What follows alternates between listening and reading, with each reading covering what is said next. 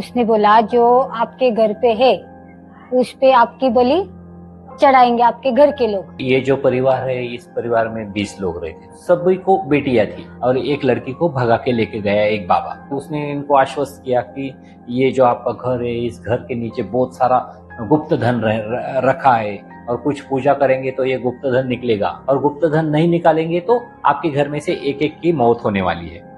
ये डर भी बिठा दिया और लालच भी बिठा दिया। लालच और डर का फायदा उठाकर पूजा के नाम पर नाबालिगों के शोषण की ये घटना महाराष्ट्र के पुणे की है। खुद को देवऋषि कहने वाले एक बाबा ने घर की 5 बच्चियों से रेप किया। पूरी घटना जानने के लिए हम पीड़ित परिवार से मिले। ये ऐसा मेरे बहू बोले, मेरा भाभी का मामा है, ऐसा ऐसा देखता है, अच्छा है, उससे सब लोग का घर परिवार अच्छा रहता है।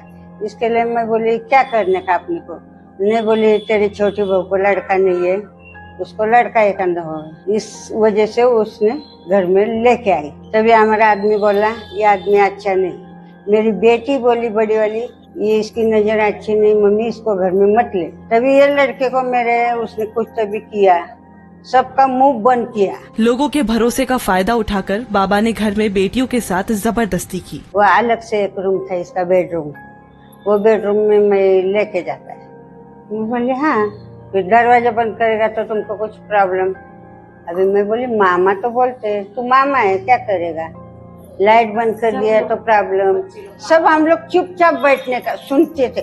सबका बहू लोग का मेरा सबका गहना बेच के उसको दिया पैसा। उसके घर पे भी लेके गए तो 15 दिन ये लड़की लोग को छोड़ा नहीं। तो रजनी के बगल में बैठी परिवार की बड़ी बहू और पीड़िता की मां विनीता बताती हैं कि बाबा की इन हरकतों का पता चलने पर उनकी बेटी की सगाई टूट गई। स्कूल को भी नहीं। मेरी बेटी रोते हुए कमरे से निकलती थी, पूछने पर कुछ भी नहीं बोलती थी। जब बाबा बाहर निकलता था तो मैं पूछती भी थी। वो कहता था उस पर भूत था। मेरे बच्चे उसको मामा कहते थे। हम उस पर भरोसा करते थे। कभी गर्दन पर तो कभी पेट पर नींबू रख कर काटता था। उसके साथ कमरे में जाने के बाद किसी को कुछ याद नहीं रहता कि वो बंद कमरे में क्या करता है। बाबा ने परिवार की एक बेटी को किडनैप कर लिया। उसके चाचा घर के हालात बताते हुए भावुक हो जाते हैं। बताया तुम्हारे इस पे काला जादू किया है, वो ऐसे ऐसे तारीख के बाद घर से एक एक आदमी खत्म होएगा और सबसे पहला नंबर वही लड़की होगी, वो 2 नंबर वाली। रात को उधर से फोन आया कि मैं ऐसा ऐसा उसको लेके गए लाए, तुमको क्या करने का करो, तुम्हारे में इतना हिम्मत नहीं है कि मेरे इधर आके मेरे इधर से उसको लेके जाओ, मैं भी देखता तुम्हारे में कितना ताकत है। और वो गाली गलौज करने चालू किया। पहले दिन जब हम उसे ढूंढने निकले तो पूरा परिवार लेके गए। एक्चुअली वो यहाँ इसलिए आया था कि हम क्या कर रहे हैं, हम कहाँ ढूंढने वाले हैं, ये सब जानकारी निकालने के लिए आया था।